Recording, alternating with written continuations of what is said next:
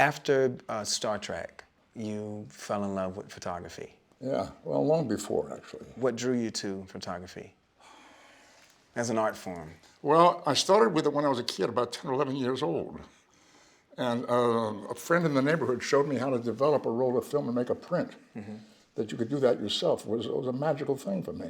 So it was more the process than anything else. The subject matter wasn't terribly important at the time. But you have some good subject matter, though. Eventually, I found my way to using that process to do some more creative work. And in 1971, after I had finished Star Trek and a couple of years on Mission Impossible, I went to UCLA to start studying photography seriously under a very good teacher named Robert Heineken. And he led me to understand how to look for thematic ideas in photography. Was that enough for you to leave acting? No, as it turns out, the answer was no. Did you think about it? I did, yeah. Okay. I thought for a while that I might just switch careers, that maybe I'd had enough of acting for a while. But I discovered that it would be a great way to spend some time and express some ideas, but I still needed to do some work as an actor and director. There's a lot of controversy with the Shekhina photographs. How did you come up with the idea to combine God and the feminine form? I guess controversy is appropriate. The images are sensual, and in some cases sexual. And when you mix that with religion, you're going to get some reaction. Okay.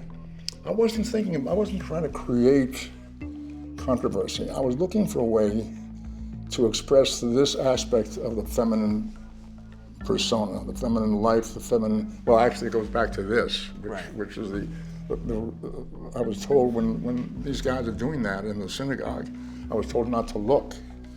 And you're not supposed to look because during that blessing that's going on, the Shekhina, the feminine aspect of God, supposedly comes into the sanctuary to bless the congregation. You don't want to see her because the light she's a deity, and that light could be very damaging and even fatal to a human being.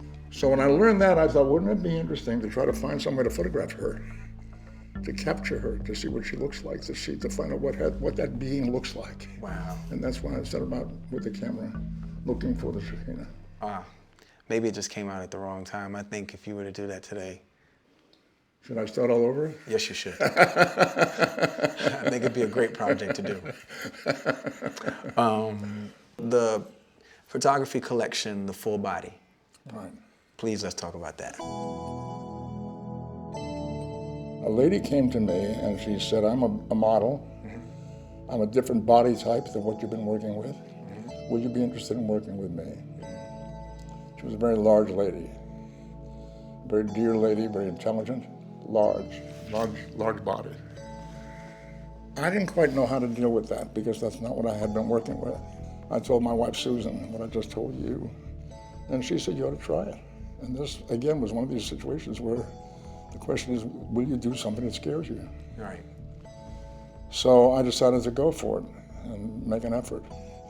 We shot some pictures of her, which turned out kind of interesting, I thought. They were almost like marble sculpture. Right.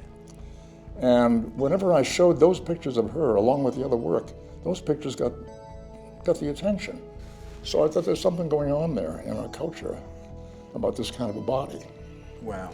And I went to look for other women who had that kind of body structure.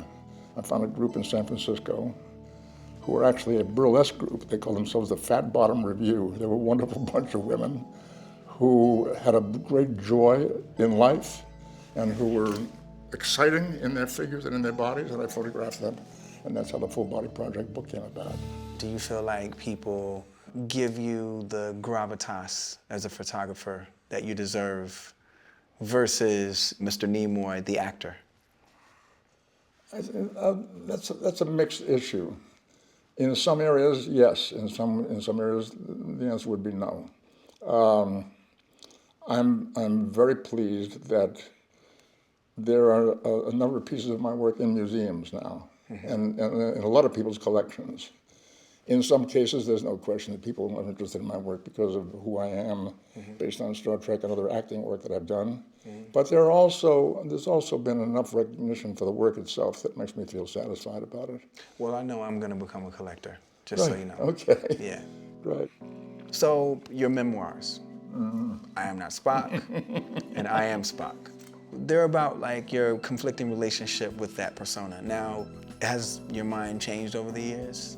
You know, I Am Not Spock was a mistake in the title. When that book was published, a lot of people assumed that I could understand that too, that the title said that I was rejecting the Spock character in Star Trek, which wasn't the case at all. It was just a mistake, and I'll try to explain that to you.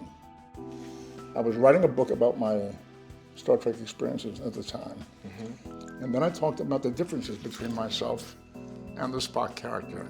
I was raised in a Jewish family. Spock certainly was not. I was raised in Boston. Spock was not. I have a brother who's 4.5 years older than me. Spock did not. My father was a barber. Spock's father was an ambassador. You know, there were differences.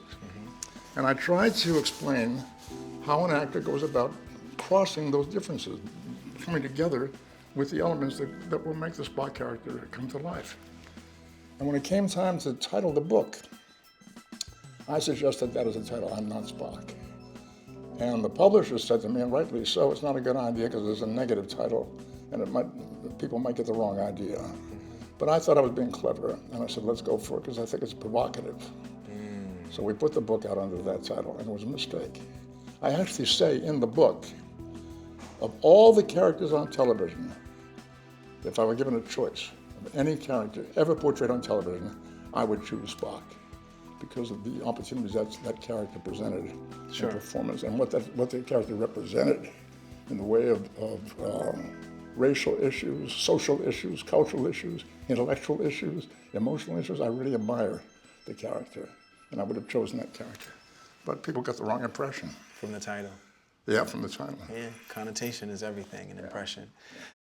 Did you give him any advice? He is a very intelligent, well-trained actor. He didn't need advice. I'm going to tell you a secret. I flunked chemistry in high school. We are so alike. It's painful, it's exhilarating, it's difficult. Any artist is going to go through good and bad. And you never know which is coming next.